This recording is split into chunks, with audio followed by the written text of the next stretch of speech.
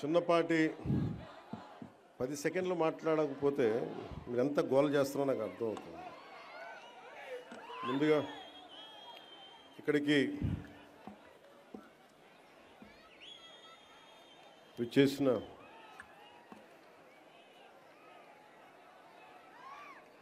మా ఆడపడుచులకి, అక్క చెల్లెళ్ళకి, మహిళలకి, యువతకి, యువకులకి, జనసేన నాయకులకి, తెలుగుదేశం నాయకులకి, భారతీయ జనతా పార్టీ నాయకులకి, జన సైనికులకి, జనసేన వీర మహిళలకి, తెలుగు మహిళకి, తెలుగు యువతకి, భారతీయ జనతా పార్టీ యువమోర్చా మహిళా శక్తికి నా హృదయపూర్వక నమస్కారాలు. నాకు పని చేయడం తప్ప విజయం గురించి తెలియని నాకు విజయం ఇచ్చిన, ఘన విజయం ఇచ్చిన నా పిఠాపురం అన్నదమ్ములకి, పెద్దలకి, ఆడపడుచులకి, అక్క చెల్లులకి, యువతకి, మహిళలకి పేరు పేరున నా ధన్యవాదాలు తెలుపుకుంటా ఉన్నాను. మీరు ఒక్కరు నిలబడితే మీ బలం వైజాగ్లో, విశాఖపట్నంలో మీరు ఎలాంటి గెలుపునిచ్చారంటే 2,08,000 కోట్ల పెట్టుబడి రాష్ట్రానికి తెచ్చేలా చేశారు. అంత గొప్ప విజయం ఇచ్చారు. కేవలం నన్ను గెలిపించడం అంటే అది మన గెలుపు, నా గెలుపు కాదు, మన గెలుపు కాదు, రాష్ట్రం గెలుపు. ఇది తెలుగు ప్రజల గెలుపు, ఆంధ్ర ఆత్మగౌరవం. ఇది అలాంటి ఘన విజయాన్ని అందించిన సంవత్సరం ఇది. సంక్రాంతి చాలా అద్భుతంగా జరుపుకుందాం, ఊరంతా పందిరేద్దాం అనుకున్నాం, కానీ స్కూల్ వరకే పరిమితం చేశాం. నిన్న తిరుమలలో జరిగిన సంఘటన కొంచెం బాధ కలిగించింది. అందువల్ల అందరూ డాంపెన్ స్పిరిట్స్ తోటి ఇలాంటి కష్ట సమయంలో అందరం కొంచెం మెత్తగా దీన్ని స్థాయి తక్కువగా చేద్దామని నాకు సలహా ఇచ్చారు. కానీ వచ్చే సంవత్సరం చాలా ఘనంగా జరుపుకుందాం. కుదిరితే ఈ దసరా బాగా చేద్దాం. అంటే నేనేమనుకున్నానంటే 200 మంది 10 కళాకారులతోటి ఏర్పాట్లు చేశాం. పిఠాపురం పేరు దేశానికే తెలిసేలా, అంటే సంకల్పం ఎలాంటిదంటే, నలిగిపోతున్న నాకు దాహంతో గొంతు ఎండుకుపోయి అసలు చుక్క నీరు దొరకని పరిస్థితుల్లో పరిస్థితి ఎలా ఉంటుందో 15 సంవత్సరాలుగా ఒక బలమైన, ఇబ్బంది లేని ఒక సూపర్ స్టార్డమ్ని వదులుకొని నాకు ఇష్టమైన నా ప్రజలు, నాన్నదమ్ముల కోసం 1.5 దశాబ్దం తర్వాత ఫలితం ఆశించకుండా చేశాను పోరాటం. కానీ దెబ్బలు తగిలినాయి, ఇబ్బంది పడ్డా. ఆ ఇబ్బందికి మీ గెలుపు నా గాయాలకి మందు వేశారు మీరు. మొన్న నాకు ఒక ఆంధ్రప్రదేశ్ పంచాయతీరాజ్ ప్రిన్సిపల్ సెక్రటరీ శ్రీ శశిభూషణ్ గారు, నేను కూర్చొని మాట్లాడుకుంటా ఉన్నా. ఎందుకు పల్లె పండుగ కానీ, ఎందుకు ఈ గోకులాలు కానీ, ఈ రోడ్లు కానీ, పంచాయతీ రోడ్లు కానీ, పంచాయతీ నిధులు ఎందుకు మొత్తం 100% ప్రజలకు చెందేలా ఎందుకు పనిచేయాలి అని మాట్లాడుతూ, భవిష్యత్తులో జల్ జీవన్ మిషన్ ఎలా ఉండాలి, ఇలాంటి విధానాల మీద అన్నీ మాట్లాడుతూ శశిభూషణ్ గారిని ఒకటే కోరాను. మేము 10 సంవత్సరాల పైన, దశాబ్దంగా మాకు రాష్ట్రం లేకుండా పోయింది, రాజధాని లేకుండా పోయింది. అందుకని మేము కమిటెడ్గా ఉన్నాం. మేము ఇలాంటి రాష్ట్రానికి నేను మీ నుంచి కోరుకుంది ఒకటే, మీరు మనస్ఫూర్తిగా మీరు సహకరించమని ప్రతి అధికారిని కోరుకున్నాను అని ఆ సందర్భంలో ఒక విషయం తెలియజేశాను. అది కూడా ఎందుకైందంటే అంత 2 రోజుల ముందే కడపలో, ఉమ్మడి కడప ప్రస్తుతం అన్నమయ్య జిల్లాలో ఒక ఎంపీడీఓ మీద గత ప్రభుత్వ నాయకులు దాడి చేస్తే ఆ ఎంపీడీఓ గారు జవహర్ గారిని పరామర్శించడానికి వెళ్ళాను. వెళ్ళి వారితో మాట్లాడా, వారికి ధైర్యం చెప్పాం. ఆ నేపథ్యంలో నేను శశిభూషణ్ గారికి ఏం తెలియజేశానంటే, నేను ఎందుకు ఇంత తపన పడతానంటే సార్, మా నాన్న నాకు అధికారులు అంటే మీరు నమ్ముతారో లేదో నాకు తెలియదు, ఇది నేను శశిభూషణ్ గారికి చెప్పాను. మా నాన్న ఒక పోలీస్ కానిస్టేబుల్గా ఉద్యోగం ప్రారంభించిన మా నాన్న ఒక అసిస్టెంట్ ఎక్సైజ్ సూపరింటెండెంట్గా రిటైర్డ్ అయ్యారు సార్. ఇది ఆంధ్రప్రదేశ్ ప్రభుత్వం జీతాలతోటి బతికిన కుటుంబాలు మాయి. నేను రుణం తీర్చుకోవాలి, నా ఆంధ్రాకి, నా దేశంకి రుణం తీర్చుకోవాలి. ఎందుకంటే ఇంత కోట్ల మంది ప్రజలు ట్యాక్సులు కట్టి మా నాన్న ఉద్యోగం చేసే డబ్బులు వస్తే ఆ డబ్బులతో పెరిగినోడిని, ఆ జీతంతో పెరిగినోడిని, నేను రుణగ్రస్తుడిని ఈ నేలకి. అందువల్ల ఎంపీడీఓ గారి మీద దాడి జరిగితే నేను ఒకటే అనుకున్నాను సార్, మా నాన్న ఒక ప్రభుత్వ ఉద్యోగి, మా నాన్న మీద దాడి జరిగితే ఒక కొడుకు ఎలా స్పందిస్తాడు, అలా స్పందించే సార్ ఎంపీడీఓ గారి మీద దాడి చేస్తే. దానికి ఓట్ల కోసం కాదు, దాంట్లో భవిష్యత్తు ఎలా ఉంటుందని నేను ఎప్పుడు పెట్టుకోలే. లెక్కలు లేవు నాకు, లెక్కలు పెట్టుకొని ఏమీ చేయను. ఈరోజు మీరు చూశారు, 70 సంవత్సరాల పైచిలుకు మన స్వాతంత్రం వచ్చిన తర్వాత డోలీలతోటి కొండ ప్రాంతాల నుంచి ఇంకా గిరిజన ప్రజలు కొంతమంది, కొన్ని గ్రామాలు, ప్రత్యేకించి చెప్పాలంటే 400 కుగ్రామాలు, 419 కుగ్రామాలు డోలీలు కట్టుకొని ఇంకా ప్రజలు అవస్థపడుతున్న పరిస్థితుల్లో నిధులు లేవు. గత ప్రభుత్వం ఇష్టానుసారంగా టాయిలెట్లకి 2 కోట్లు 3 కోట్లు ఖర్చు పెట్టుకున్నారు, బాత్రూమ్స్కి 500 కోట్లు పెట్టి ప్యాలెస్లు కట్టుకున్నారు, ఇష్టారాజ్యంగా చేశారు. రంగులు వేయడానికి కొన్ని 100 కోట్లు, రంగులు తీయడానికి 100 కోట్లు, 1000 కోట్లు దుర్వినియోగం చేశారు. ఇలాంటి పరిస్థితుల్లో, డబ్బు రాని పరిస్థితుల్లో కూడా, డబ్బులు లేని కటకట అంటున్న పరిస్థితుల్లో కూడా గౌరవ ముఖ్యమంత్రి గారి దృష్టికి, నారా చంద్రబాబు నాయుడు గారికి దృష్టికి తీసుకెళ్తే నేను చెప్పాను, ఇట్లా ఇబ్బందిగా ఉన్నాయి సార్ అక్కడ, పాపం చాలా కష్టంగా ఉందంటే ఆయన పెద్ద మనసుతోటి ఒక 39 కోట్లు శాంక్షన్ చేశారు. అలాగే మనందరం గర్వించే మన ప్రీతం ప్రధాని శ్రీ నరేంద్ర మోదీ గారు కేంద్రం నుంచి వచ్చిన నిధులతోటి కలిపి 70 సంవత్సరాల ఈ పాలనలో, 5 సంవత్సరాల దుష్ట పాలనలో వాళ్ళు మర్చిపోయారు. అంటే ఓట్ల కోసం బుగ్గలు నిమరటం, తలకాయలు నిమరటం ఇవి కాదు. కష్టం ఉన్నప్పుడు పక్కన ఉండాలి. అధికారుల మీద దాడి చేయకపోవటం, వ్యవస్థల్ని బలోపేతం చేయటం. అందుకని ఈ రోజున రోడ్డు పడింది అంటే, మీరు పిఠాపురంలో గెలిపిస్తే ఆ గెలిచిన వ్యక్తి రోడ్లు లేని వాళ్ళకి రోడ్లు చేయడానికి ఎంతమంది సహకారంతో, ఇది నా ఒక్కడిది అని చెప్పట్లా, అంటే ఒకటి పూనుకోవాలి. Politics is a thankless job, ఎవరు గుర్తుపెట్టుకోరు. మరుపు మానవ సహజం. ఇన్ని కోట్ల డబ్బు ఉంటుంది సినిమాల్లో, ఇవన్నీ వదులుకొని ఎందుకురా సుఖానం ఉన్న ప్రాణం దుఃఖాన్ని పెట్టుకుంటాం మా అమ్మ అంటూ ఉంటుంది.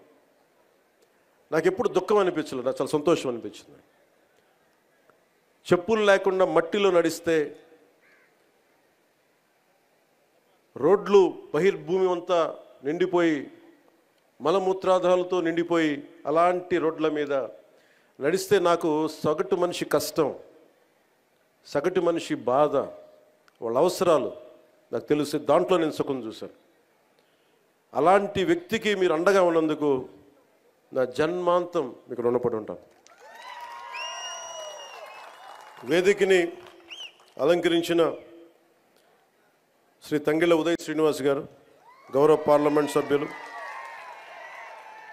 శ్రీ శశిభూషణ్ గారు, principal secretary Panchayati Raj and rural development, Shrimati Varuvula Satyaprabha గారు, ఎమ్మెల్యే ప్రతిపాడు, శ్రీ తొట్టా సుధీర్ గారు, చైర్మన్ సివిల్ సప్లైస్ కార్పొరేషన్, అలాగే ఎస్విఎస్ వర్మ గారు, Shri M Krishnateja, director Panchayati Raj and rural development, Burra Krishnaraju గారు,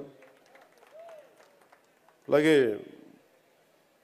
ఏదైనా ఒక పని చెప్తే ఆగ మేఘాల మీద యంత్రాంగానంతా ముందుకు తీసుకెళ్లే మన ప్రీతమ కలెక్టర్ శ్రీ షణ్ముఖ్ గారు, అలాగే ఎస్పీ పాటిల్ గారికి మనస్ఫూర్తిగా నా హృదయపూర్వక నమస్కారాలు. ఏమ్మా ఏంటి ఇబ్బంది పెడుతున్నారు మిమ్మల్ని? నేను మిమ్మల్ని చూశాను, మీరు నన్ను చూశారు. మీ పాదాలకి నమస్కారం, దీవెనలు ఇవ్వండి. 6 నెలల్లో మీరు ఏం చేశారో అని అడుగుతూ ఉన్నారు. తృప్తి లేదంటే వీళ్ళకి, గత ప్రభుత్వం నడిపిన పెద్ద మనుషులందరికీ. చాలా చిన్న ఉదాహరణ చెప్తాను, మనకి వాళ్ళకి తేడా ఏంటని. 5 సంవత్సరాల్లో వాళ్ళు 268 గోకులాలు నిర్మించారు. 5 సంవత్సరాలు. మన వచ్చిన 6 నెలల్లో 12,500 గోకులాలు నిర్మించాము. నాకు ఇష్టమైన కవి గుర్రం జాషువా గారు గోమాత గురించి ఆయన చెప్పిన మాట అంటే, మన సాంప్రదాయాల్లో కానీ ఆచారాల్లో కానీ, మన కార్తీక మాసంలో కానీ శివుడికి అభిషేకాన్ని మన ఆవు పాలతోనే చేస్తాం. అంటే తల్లి పాలతో సరి సమానమైన పాలు ఇస్తుంది కాబట్టి మనం గోమాత అంటాం. ఇది గుర్రం జాషువా గారు చెప్పింది గోమాతను ఉద్దేశించి. నీ నుంచి వచ్చే పాలలో వెన్న వస్తుందని తెలుసుకున్నాను, కానీ నీ మనసే వెన్న సుమ, గొంతు కోసిన బాధపడకుండా అలాగే నిలబడతావు తల్లి. అంటే ఆవు ఔన్నత్యాన్ని, ఆవు సంరక్షణ అవసరాన్ని చాలా గొప్పగా వివరించారు గుర్రం జాషువా గారు. అంటే ఆవు బాగుంటే రైతు బాగుంటాడు, రైతు బాగుంటే దేశం బాగుంటుంది. మనకి మిల్క్ వైట్ రెవల్యూషన్ చెప్తాం గుజరాత్లో. ఎంత 60,000 కోట్ల రూపాయలు అక్కడ ఉన్న మహిళలు పాడి ద్వారా 60,000 కోట్ల ఇది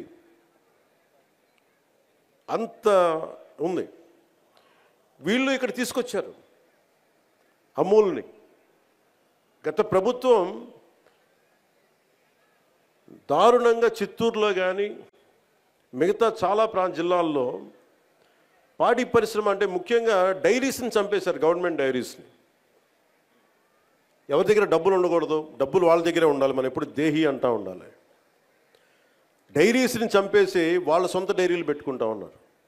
ఈరోజు మనం నిర్మించిన 12,500 ఈ గోకులాలు కానీ, భవిష్యత్తులో నిర్మించబోతున్న ఇంకొక 20,000 గోకులాలు కానీ, అవి ఒకటి 2 కానీ 4 కానీ 6 ఆవులు కానీ పాడి చేసుకునే ఏవైనా సరే కనీసం 2 ఉంటే ఒక 1,000-2,000 పెరుగుద్ది. ఎందుకు? దానివల్ల రక్షణ ఉంటుంది, ఎండపొడ ఉండదు, శుభ్రత ఉంటుంది. అంటే ఇది కూడా ఆలోచించలేకపోయింది గత ప్రభుత్వం. అదే మన ఇంట్లో ఒక ఆడబిడ్డ పెళ్లి జరిగితే గతంలో ఆవుని కానుక ఇచ్చి పంపించేవాడు. అంటే గోవు అంతది మనకి. అలాంటి గోవుని సంరక్షించుకోవడం కోసం ఈ రోజున మనం 12,500 ఒకేసారి మనం ఈ రోజున ఓపెన్ చేస్తున్నాం పండగకి. ఈ గోకుల ద్వారా అత్యధికంగా లబ్ధి పొందేవారు చిన్న రైతులు, కౌలు రైతులు, బడుగు బలహీన దళిత గిరిజన వర్గాల వారు, ఎస్సీ ఎస్టీ మరియు ఇతర వర్గాల్లో ఉండే బిలో పవర్టీ లైన్లో ఉన్న నరేగా నిధులతోటి 90% సబ్సిడీతోటి పశువులు షెడ్యూల్ చేసుకోవడానికి ప్రభుత్వం, ఎన్డీఏ ప్రభుత్వం నారా చంద్రబాబు గారి నాయకత్వంలో ప్రోత్సహిస్తుంది. ఈ స్కేల్లో, ఈ స్థాయిలో, ఇంత తక్కువ సమయంలో నిర్మించడం ఒక ఘనమైన విజయం. గత ప్రభుత్వం స్కాముల్లో రికార్డులు సృష్టిస్తే ఈ ప్రభుత్వం ఒక పల్లె పండుగ ద్వారా, ఒక గోకులాల ద్వారా, సకాలానికి జీతాలు అందించడం ద్వారా, పెన్షన్లు పెంచడం ద్వారా ఇది మనం అలాంటి అభివృద్ధి పనులతో రికార్డు సాధిస్తున్నాం. ఇందాక చూసాం, మనం ఏడీబీ రోడ్డు చూసాం. దాదాపు 2-3 నియోజకవర్గాలకు పనికొచ్చే 30 కిలోమీటర్ల రోడ్డు 5 సంవత్సరాలు దాన్ని వదిలేశారు. ఈరోజు వచ్చిన దాంట్లో మొత్తం కూర్చోబెడితే మొత్తం దాదాపు అక్కడ 2-3 ప్యాచ్లు తప్ప రోడ్డు ఆల్మోస్ట్ అయిపోతా పరిస్థితిలో ఉంది. ఆగస్టుకి అయిపోద్ది రోడ్డు, వచ్చే ఆగస్టుకి. అంటే ఇది ఎందుకు చేస్తున్నామంటే, ఎందుకు చెప్తున్నానంటే, అంటే నిజంగా కమిటెడ్గా ఉంటే డబ్బులు, పనిచేసే చోట డబ్బులు వస్తాయి. కష్టే ఫలి అంటాం. మనకి శ్రమ ఉన్న చోట పెట్టుబడి వస్తాయి. ఈరోజున మేము కోరుకుంటుంది గోకులాల ద్వారా మేము ఒకటే కోరుకుంటా ఉన్నాం. మహిళలు గుజరాత్ని స్ఫూర్తిగా తీసుకొని 60,000 కోట్ల రూపాయలు వ్యాపారం చేస్తూ ఉన్నారు. ఇక్కడ కూడా ఆ విధంగా మహిళలు భాగస్వామ్యం అయి ఇది ఒక రకమైన ఎంటర్‌ప్రెన్యూర్‌షిప్ అవ్వాలి.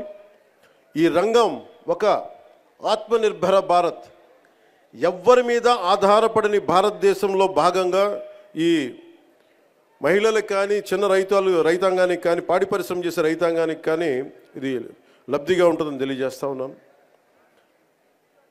ఆంధ్రప్రదేశ్లో మన డైరీ కోఆపరేషన్ సొసైటీలు చాలా తక్కువ. దీనిని 10% ఉన్నాయి, దీన్ని విస్తరించాలి అని నిర్ణయించింది. దాంట్లో నరేగా ఫండ్స్ తోటి ఈ రోజున మనం దీన్ని ప్రారంభించడం చేశాం. న్యూజిలాండ్ లాగా పాడి పరిశ్రమలో ఆంధ్రప్రదేశ్ దేశంలోనే పాల ఉత్పత్తి చేసే దాంట్లో మనం ప్రముఖ పాత్ర వహించాలని మనస్ఫూర్తిగా నేను ఆశిస్తూ ఇవి చేస్తూ ఉన్నాం. గత ప్రభుత్వం డైరీలని నిర్వీర్యం చేసి గుత్తాధిపత్యం తెచ్చుకోవడానికి ప్రయత్నం చేశారు. అమూల్ వచ్చిందని చేసిన హడావిడి ఏమైపోయింది? ఒక అమూల్ కేంద్రం ఏర్పాటైందా? అందుకని ఇవన్నీ వదిలేసి రైతుల ఆదాయం రెట్టింపు అవ్వాలనే దీర్ఘకాలిక ఉద్దేశంతో ఈ గోకులాల పథకం రెండో దశ క్షీర విప్లవం దశగా అడుగులు వేస్తూ ఉన్నాం. మహాత్మా గాంధీ జాతీయ ఉపాధి హామీ పథకం కింద మీకు ఈ కింద విషయాలు తెలియజేస్తుంది. దాదాపు 58 లక్షల కుటుంబాలకు చెందిన 97 లక్షల పైచిలకు ఉపాధి కూలీలు ఈ పథకంలో పనిచేస్తూ ఉన్నారు. ఈ ఆర్థిక సంవత్సరంలో 5,193 కోట్ల రూపాయలు ఉపాధి కూలీలకి చెల్లించాం. ఇంకా ఏదైనా బాకీ ఉంది అంటే 2 కోట్ల మట్టుకే ఉంది. అంటే 5,193 కోట్ల రూపాయలు చెల్లించాం ఉపాధి కూలీలకి. ఈ పథకం కింద కూలీలకి పని కల్పించడంతో పాటు సుస్థిర ఆస్తుల్ని కల్పిస్తూ ఉన్నాం. చట్టంలో చెప్పిన విధంగా ఆగస్టు 23వ తేదీన గతంలో ఎన్నడూ లేని విధంగా రాష్ట్ర వ్యాప్తంగా ఒకే రోజు 13,326 గ్రామ పంచాయతీలో గ్రామ సభలు ఏర్పాటు చేశాం. ప్రపంచ రికార్డు సృష్టించాం. ఈ గ్రామ సభల ద్వారా 4,500 కోట్ల విలువగల పనులకి అనుమతి తీసుకున్నాం. మన ప్రభుత్వం సుస్థిర ఆస్తుల కల్పన, గ్రామీణ మౌలిక సదుపాయాల అభివృద్ధి కట్టుబడి ఉంది. వాటిలో భాగంగా 22,500 గోకులాలు, 3,500 కిలోమీటర్ల సీసీ రోడ్లని మనం మంజూరు చేశాం. పల్లె పండుగ వారోత్సవాల్లో భాగంగా అక్టోబర్ 14 నుంచి 20 వరకు మంత్రులు, ఎమ్మెల్యేలు, ప్రజాప్రతినిధులు అందరూ కలిసి అభివృద్ధి పనులు భూమి పూజ చేశాం. ఈ 3 నెలల్లోనే మనం 12,500 గోకులాలు పూర్తి చేశాం. ఈ షెడ్లను పూర్తి చేయడం వల్ల దాదాపు 50,000 పశువులు ఆరోగ్యకరమైన వాతావరణంలో ఉంటాయి. దీనివల్ల ఈ పరిశుభ్రమైన వాతావరణం వల్ల ప్రతి రైతుకి నెలకి 2 లీటర్లు పెరిగితే ప్రతి రైతుకి నెలకి అదనంగా ఇంకొక 10 నుంచి 12,000 అదనపు ఆదాయాన్ని పొందుతారు. ఈ నెలాఖరికి మొత్తం 22,000 పైచిలకు గోకులాల పనులు పూర్తవుతాయి. ఈ ఆర్థిక సంవత్సరంలో 38,986 చిన్న సన్నకారు రైతులకు చెందిన 63,385 ఎకరాల్లో పండ్ల తోటల పెంపకాన్ని పనులు చేపట్టాం. మరి ఈ ఆర్థిక సంవత్సరంలో 1,00,000 ఫామ్ పాండ్స్ నిర్మించడానికి ఒక ప్లానింగ్తో ముందుకెళ్తా ఉన్నాం. వ్యవసాయం అనుబంధ పనులపై దృష్టి సారించాం. అందులో భాగంగా వ్యవసాయ చెరువులు కానీ, పశువుల షెడ్లు కానీ, పండ్ల తోటల పెంపకం కానీ, భూసార సంరక్షణ, కందకాలు మొదలైన పనులు చేపడతా ఉన్నాం. గ్రామ పంచాయతీ వారీగా ఈ 6 నెలల్లో సాధ్యమయ్యే మరియు చేయదగిన వ్యవసాయ అనుబంధ పనులన్నిటికీ ప్రణాళికలు తయారు చేసి సిద్ధంగా ఉంచుకున్నాం. ఫీల్డ్ అసిస్టెంట్స్కి వారి సామర్థ్యాన్ని పెంచడానికి ప్రతి జిల్లాలో శిక్షణా కార్యక్రమాలు మొదలుపెట్టాం. ఫీల్డ్ అసిస్టెంట్స్కి కావాల్సిన లక్ష్యాలకి అందుకోవాల్సిన లక్ష్యాలు సంబంధించిన పనులు కానీ అందుబాటులో ఉంచాం. 6 నెలల్లో పనులు పూర్తి చేయడానికి ప్రణాళికలు సిద్ధం చేశాం. నాణ్యత, జవాబుదారీతనమే ప్రభుత్వం మొదటి బాధ్యత. సగటు కూలీ రేటు మెరుగుపరచడానికి, నకిలీ మస్టర్లు లేకుండా చేయడానికి రాష్ట్ర స్థాయి మరియు జిల్లా స్థాయిలో వేతన పర్యవేక్షణ కమిటీలని ఏర్పాటు చేశాం. ఈ పథకంకు నిజంగా స్ఫూర్తితో తీసుకెళ్ళడానికి, తప్పులు జరగకుండా ఒక ఫ్లయింగ్ స్క్వాడ్ను కూడా ఏర్పాటు చేసుకున్నాం. ఒకసారి మనం చేసిన పనులు నేను వ్యక్తిగతంగా ఎప్పుడు చెప్పుకోను, చాలా సహాయాలు చేశాను, నేను ఎప్పుడు చెప్పుకోను. కానీ పాలిటిక్స్కి వచ్చేటప్పటికి మనం ఏమి చేయాలో చెప్పడం చాలా అవసరం. లేదంటే గత ప్రభుత్వంలో గాల్లో మొత్తం నైవేద్యాలు పెట్టి మనకు వడ్డించినట్టు చూపించారు. అలా కాకుండా నిజంగా సంక్రాంతి తాలూకు స్ఫూర్తి అవన్నీ మేము చేయడానికి ముందుకు తీసుకెళ్తా ఉన్నాం. అంటే ఇంత చేశాం అనుక్షణం, ఎందుకంటే మనకి ప్రతి 3 నెలలకి అభివృద్ధి ఏంటని చెప్పాలి కదా. దాంట్లో భాగంగానే మనస్ఫూర్తిగా ఇంత అభివృద్ధి సాధించాం. ఈ రోజున నిన్న చాలా కలిసివేసింది నాకు. అంటే ఎందుకు చెప్తున్నాను ఇదంటే, జవాబుదారీతనం. నేను ఓట్లు అడిగినప్పుడు మిమ్మల్ని నేను అకౌంటబిలిటీ చూపిస్తానని చెప్పాను. జవాబుదారీతనం, ప్రతిదానికి బాధ్యత తీసుకుంటామని.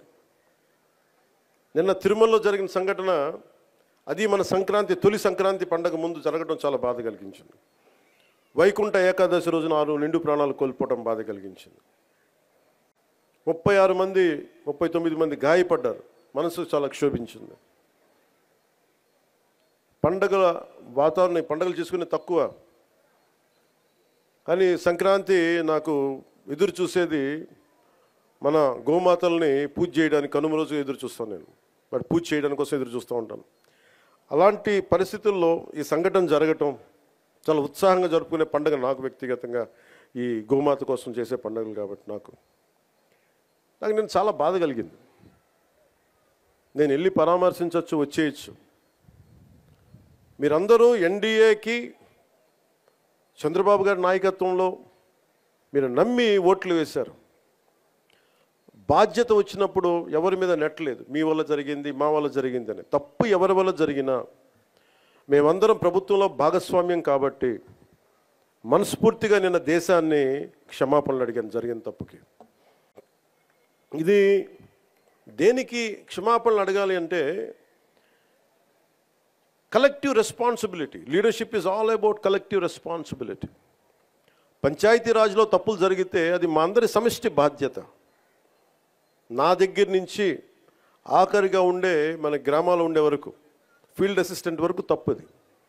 ఎవరు తప్పు చేసినా బాధ్యత తీసుకోవాలి. ఈ సంక్రాంతి సీజన్ మనకి రాబోతున్నది. కొంత మనసు కావాలి. ఏం మాట్లాడాలి ఒకటి నేను చెప్పాను, ఇవన్నీ చేశాను. కానీ ప్రతిసారి నిన్న ముఖ్యంగా యువతకి నా విన్నపం, నా విజ్ఞాపన, ఎక్కడ ఎలా స్పందించాలి అనేది మీరు చాలా ఆలోచించాలి. చావు సమయంలో కూడా, ప్రమాదమైన సమయాల్లో కూడా నేను వస్తే సినిమా పేర్లు కానీ, కేరింతలు కానీ, ఒకళ్ళు చావుకి వెళ్ళాం మనం, ఒకళ్ళు దెబ్బలు తిన్నారు, చనిపోయారు. ఇలాంటి సమయంలో కూడా మనం కూర్చొని కేరింతలు, అరుపులతో ఉంటే భావ్యమా లేదా అనేది ప్రతి ఒక్కరు ఆలోచించాలి. పోలీసుకి కొన్నిసార్లు సహకరించాలి మీరు. అంటే ఎవరి బాధ్యత కనుక వాళ్ళు సవ్యంగా నిర్వర్తిస్తే ఒత్తిడి తగ్గుద్ది. నేను చూడండి, తిరుపతిలో ప్రతి ఒక్క వ్యక్తి కనుక వాడి బాధ్యత నిర్వర్తించుంటే సరిగ్గా ఇంతమంది మంత్రులు వెళ్ళాల్సిన పరిస్థితి ఉండేది కాదు, ముఖ్యమంత్రి రావాల్సిన పరిస్థితి ఉండేది కాదు, నేను వెళ్ళాల్సిన పరిస్థితి ఉండేది కాదు, ఎంటైర్ క్యాబినెట్ ఉండాల్సిన పరిస్థితి ఉండేది కాదు. దానికి అదనంగా పోలీసులందరికీ ఒత్తిడి, డిఎస్పీలకి, ఎస్పీలకి అందరికీ ఒత్తిడి. అంటే ఒక్క చిన్నపాటి ఏరియాలో ఒకళ్ళు చేసిన తప్పుకి మొత్తం సమిష్టిగా జిల్లా పోలీస్ యంత్రాంగం ఎస్పీ గారితో సహా దాన్ని ఫలితం అనిపించాల్సి వచ్చింది.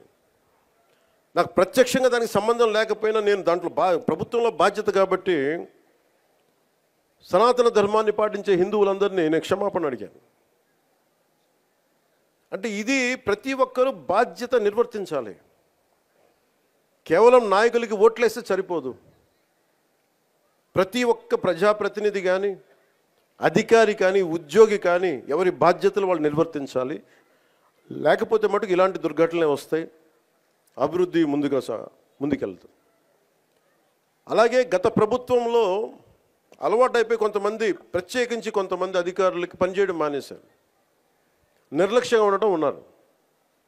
అధికారికి పార్టీ పట్ల, ఏ పార్టీ అయినా సరే, జనసేన కాదు, తెలుగుదేశం కాదు, భారతీయ జనతా పార్టీ కాదు, గతంలో ఉన్న పార్టీ కూడా కాదు, your loyalty is for the people. మీరు రాజ్యాంగానికే మీరు కట్టుబడి ఉండండి. మేము ప్రత్యేకించి ఫేవర్స్ ఏమి అడగం. నేను ప్రతిసారి కలెక్టర్ గారికి కానీ, ఎస్పీ గారికి కానీ నేను ఒకటే చెప్పాను, మీరు నాకు ప్రత్యేకించి ఏం చేయకండి అన్న. కనీసం మీరు మాకు చేయాల్సింది న్యాయం అందరికీ జరిగేలా చూడండి అని చెప్పాను. మా వాళ్ళు శిక్షిస్తే, తప్పు చేస్తే మాకు కూడా బాధ్యత ఏర్పడని చెప్పాను. ఎందుకంటే నేనే స్వయంగా అసెంబ్లీలో నేనే చెప్పా, తప్పు చేస్తే నన్ను కూడా శిక్షించమని. అలాంటిది మీరు మా వాళ్ళు రక్షించమని నేను అడగట్లే, కానీ రాజ్యాంగం ఇచ్చిన విధుల్ని సంపూర్ణంగా పరిరక్షించమని నేను మనస్ఫూర్తిగా అడుగుతూ ఉన్నాను. అంటే ఇది ముఖ్యంగా మన పిఠాపురంకి సంబంధించి మీ అందరి దృష్టికి తీసుకొస్తా ఉన్నా. నేను మొన్నదాకా జిల్లాలు తిరుగుతాను, ప్రతి జిల్లా కేంద్రాలకు వెళ్తాను, మనకున్న 26 జిల్లాలకు వెళ్తాను అనుకున్నాను. నేను చాలా పెద్ద మనసుతో వచ్చాను, గొడ్డు చాకిరీ చేయడానికి వచ్చాను ఇక్కడికి.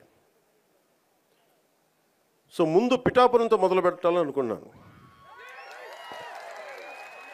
అంటే నేను ముందు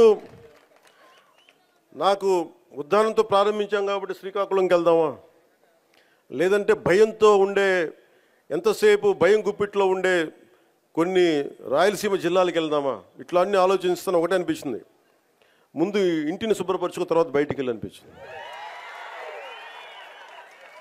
అందుకని నేను నాకున్న స్థలంలోనే ఇక్కడ నేను సిమెంట్ ఇళ్లలో కూడా నేను అక్కడ నాకు షెడ్లు వేసుకొని ఉంటానని చెప్పాను. ఇప్పుడే ఇందాక చెప్తున్నాను పేషి అందరికీ, నేను కొన్న స్థలంలో షెడ్లు వేసుకొని 14 రోజులు ముందు అవసరమైతే ఎక్కువ ఇక్కడే ఉండి మన పిఠాపురం ఉన్న ప్రతి గ్రామానికి వెళ్ళి, మన 53, 54 గ్రామాలు, ప్రతి మండలం నేను వచ్చి స్వయంగా నాకు ప్రతి ఒక్కరు తెలియాలి నాకు. అందుకని నాకు అదే కావాలి, మన ఇద్దరు కూడా. రోగి అదే కోరుకున్నాడు, వైద్యుడు అదే ఇచ్చాడు. అలా మీకు అదే కావాలి, నాకు అదే కావాలి. మనందరం కలిసి మన పిఠాపురాన్ని మొత్తం ఒక జాతీయ స్థాయిలో దీని పేరు తీసుకొద్దాం. మనసు పెడితే ఏముండదు. మీరు ఇంత బలంగా నిలబడ్డారు. సో ఏంటి ఎత్తుకుతున్నారంటే ఫోన్లో, అలా కాదు. నాకు పిఠాపురం నుంచి చాలా కంప్లైంట్స్ వచ్చినాయి, అది చదువుదామని పెడతాను. అది అంటే కలెక్టర్ గారు ఇక్కడే ఉన్నారు, పోలీసు ఉన్నతాధికారులు ఇక్కడే ఉన్నారు కాబట్టి కొన్ని బయట మాట్లాడుకున్నాయంటే, కొన్ని లోపల మాట్లాడుకునే ఉంటాయి. కొన్ని ఇంటి సమస్యలు ఇంట్లో ఇళ్లలోనే మాట్లాడుకుందాం. అంటే పిఠాపురం పట్టణంలో కొంత ఎస్పీ గారి దృష్టికి తీసుకొస్తా ఉన్నా, కొంత ఉదాసీనంగా ఉన్నారు మన పోలీస్ వ్యవస్థని చెప్తా ఉన్నారు. ఒకసారి మీరు చేయండి, ఎందుకంటే చిల్లర దొంగతనాలు పెరుగుతూ ఉన్నాయి. గంజాయికి అలవాటు పడ్డ కుర్రాళ్ళు 100-500 లాక్కొని పోతూ ఉన్నారు.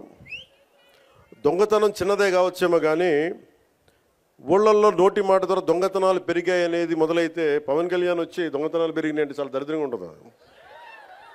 దయచేసి చూసుకోండి. సహా చెప్తా, ఇంకా చాలా లిస్ట్ ఉంది, చదవనే.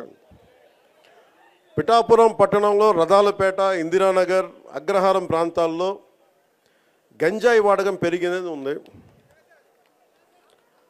అవునమ్మా. అలాగే తున్నించి వచ్చేవాళ్ళు ఇక్కడ కుర్రోళ్ళకి గంజాయి సప్లయర్స్గా మారుస్తున్నారని ఇది ఉంది దృష్టి.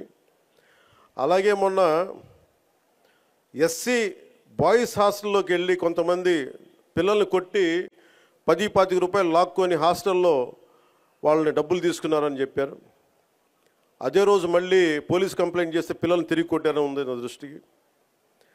అలాగే ఈ నెల 2వ తేదీన దారి కాచి ఒక వ్యక్తిని కత్తితోటి బెదిరించి ఒక బంగారు గొలుసు జేబులో 500 లాక్కొని వెళ్ళిపోయారు.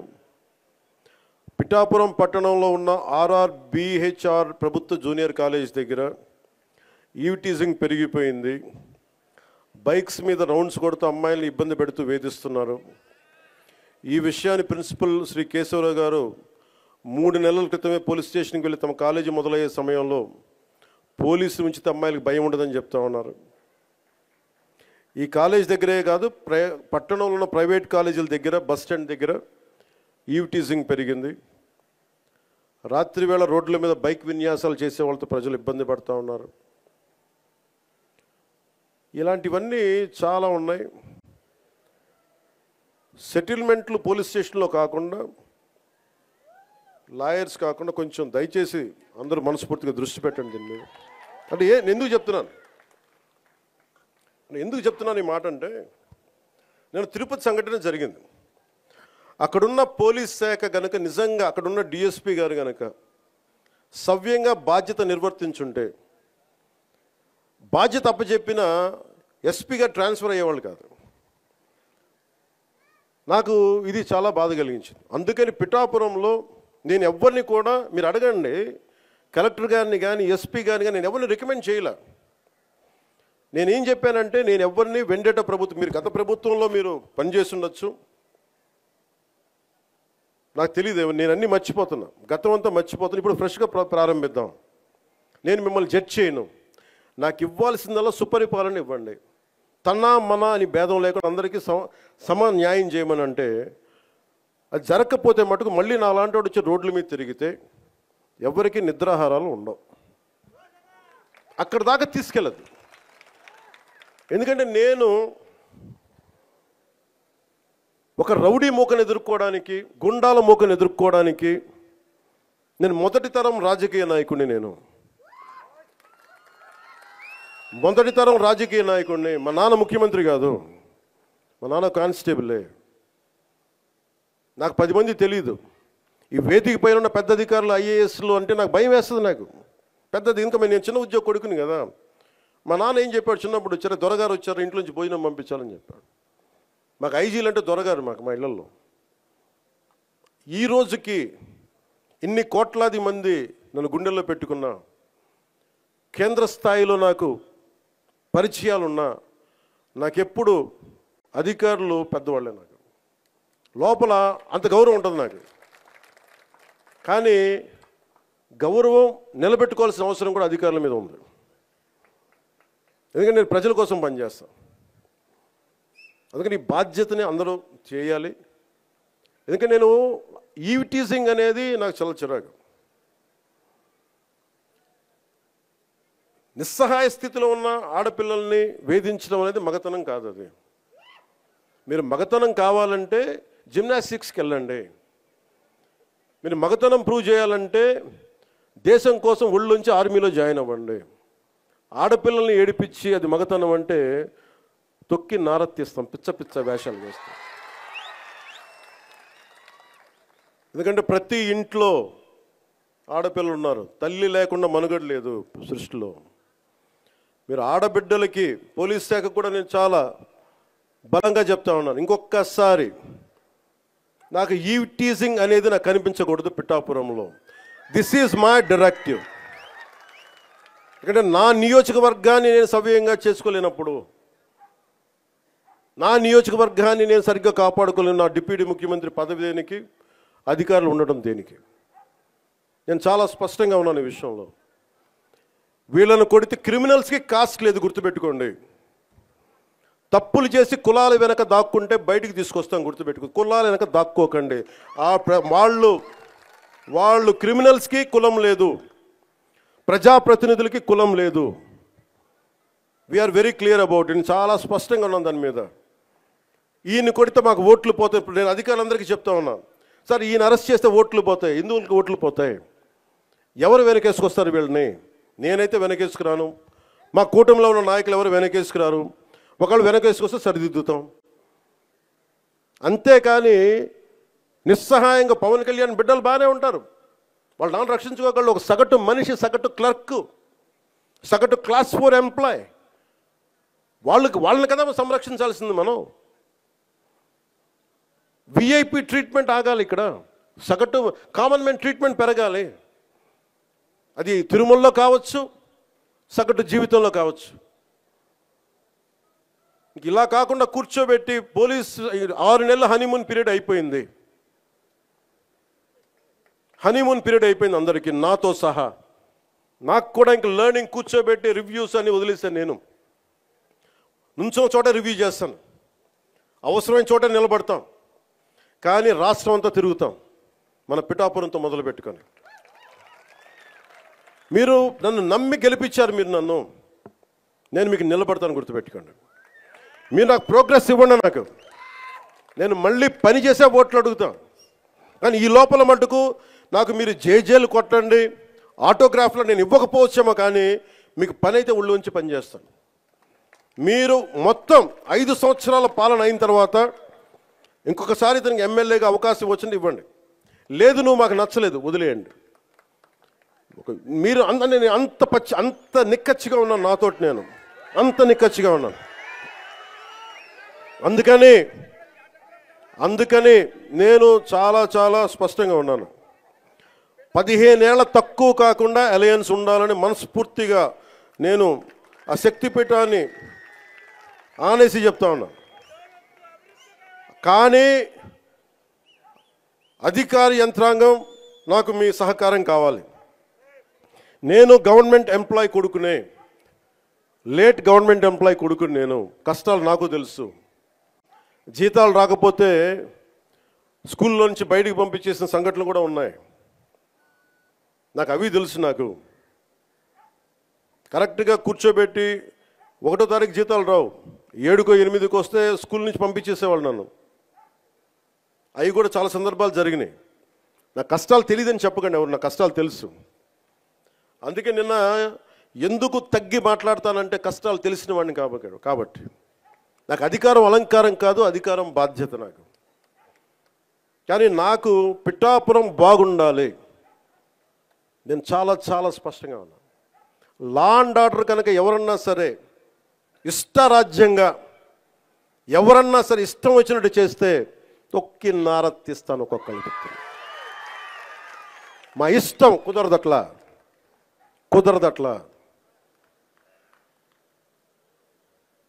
ఇది చాలా చాలా జాగ్రత్తగా ఉండాలి. నేను తెగించి వచ్చాను రాజకీయాల్లో, గుర్తుపెట్టుకోండి. గుండాలకి చంపేస్తానంటారు నన్ను. మొన్న అడవుల్లోకి వెళ్ళాలంటే నక్సలైట్లు మందు పాత్రలు పెడతారంటే పెడితే పెట్టండి, పేలిపోతాను, కానీ నేను ఆపను నడక. అంత తెగించున్నాను, నేను గుర్తుపెట్టుకోండి. ఎందుకంటే నేను అభివృద్ధి కావాలి. పోలీస్ వ్యవస్థ ఏం చెప్తారు, సార్ అక్కడ వెళ్తే మీరు మందు పాత్రలు ఉంటాయి, ఇబ్బంది పెడతారు, భయపెడతారు. భయపడేవాడిని రాజకీయాల్లోకి రాకూడదు. మంచి చేయాలని వచ్చాను, నాకు భయం లేదు నాకు. అంటే ఇంత తెగించిన వాడిని ఆకు రౌడీలు కానీ చిల్లర వేషాలు వేసేవాళ్ళు కానీ నేను భయపడతానా? అందుకని చాలా జాగ్రత్తగా ఆలోచించి అందరూ దయచేసి మసలండి. ఎందుకంటే నేను తెగించానంటే మటుకు ఇంకెవరు తెగించరు, అంత పిచ్చగా తెగిస్తాను నేను. ఎందుకంటే నేను నిన్న ఎందుకు క్షమాపణ చెప్పాలి, ఎందుకు క్షమాపణ చెప్పాలి? నేను బాధ్యత అడిగాను, మీ ఓట్లు అడిగాను నేను.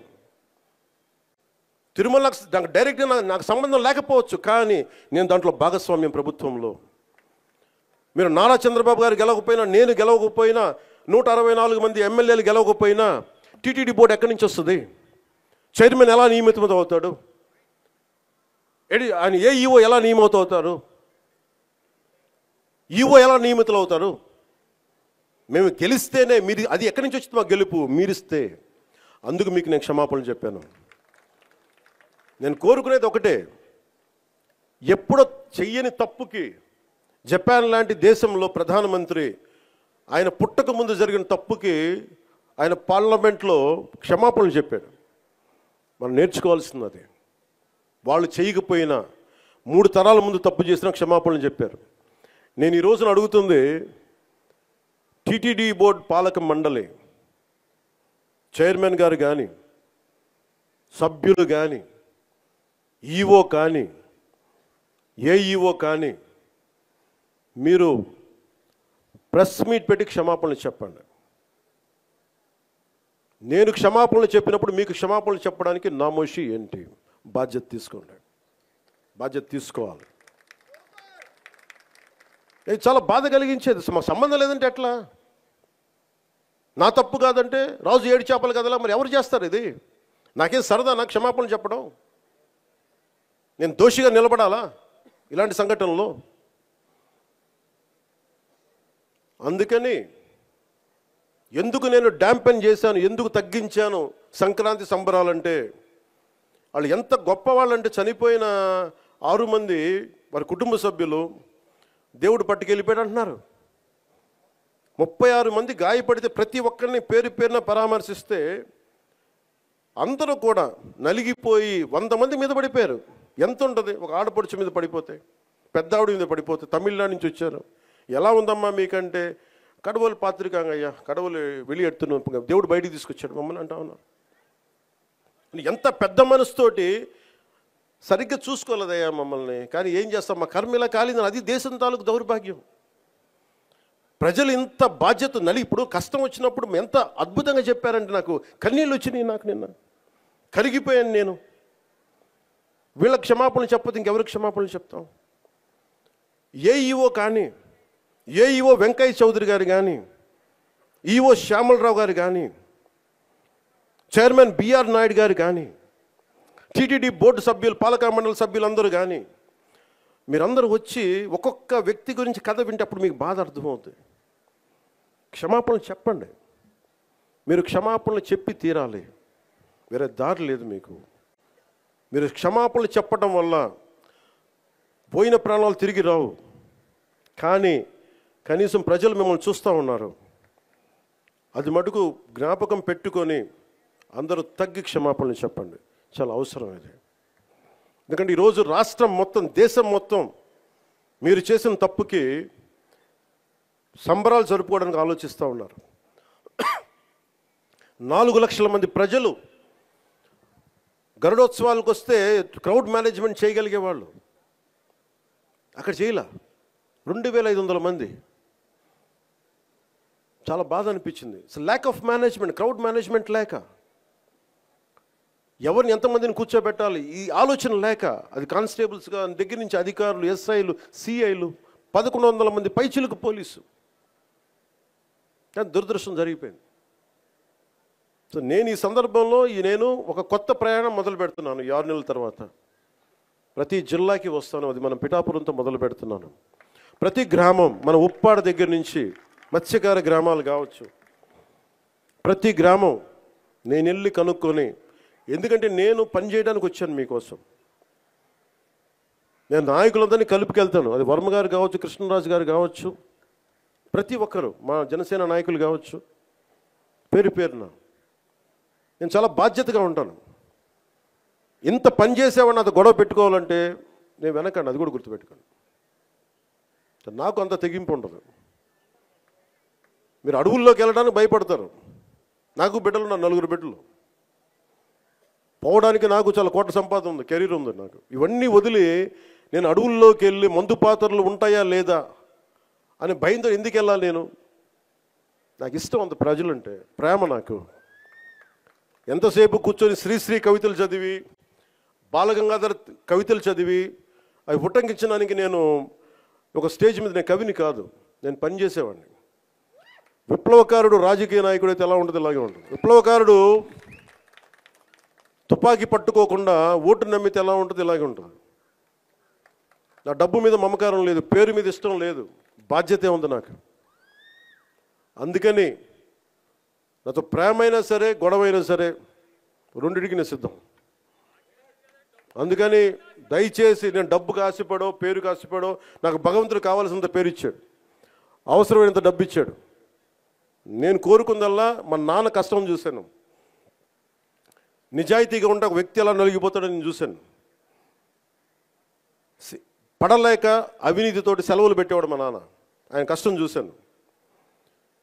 మొత్తం అవినీతిమయం అయిపోయింది కాదంటలా, కానీ అవినీతిమయంలో కూడా ఎంతో కొంత చిన్నపాటి తక్కువ అవినీతి చేయించే పరిస్థితిలో ఆలోచిస్తాం తప్ప అవినీతి నిర్మూలించలేం.